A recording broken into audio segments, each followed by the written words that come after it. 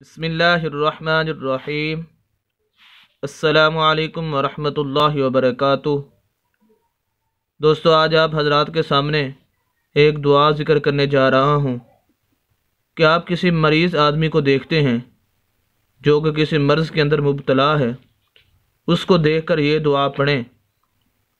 سیدنا ابو ہریرہ رضی اللہ تعالیٰ عنہ کہتے ہیں کہ رسول اللہ صلی اللہ علیہ وسلم نے فرمایا، اگر کوئی شخص کسی بیماری میں مبتلا شخص کو دیکھے اور یہ دعا پڑھ لے تو وہ اس بیماری میں مبتلا ہونے سے بچ جائے گا، چاہے کوئی بھی بیماری ہو۔ یعنی وہ آدمی جو دعا پڑھے گا، پڑھنے والا خود اس بیماری سے محفوظ رہے گا۔ تو یہ ایک بہترین دعا ہے، اس کو سیکھ لینا چاہیے۔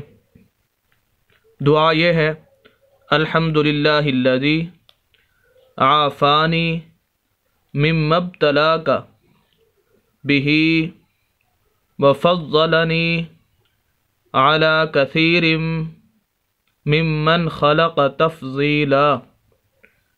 الحمدللہ الذی عافانی مما ابتلاک بہ وفضلنی علی کثیر ممن خلق تفضیلا۔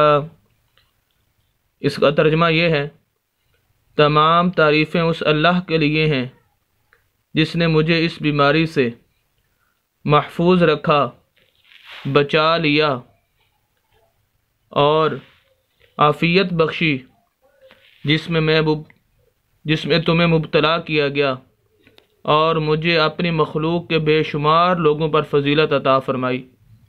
تو یہ دعا جامع ترمذی حدیث نمبر 2343 کے اندر موجود ہے، تو اس دعا کا اہتمام کرنا چاہیے۔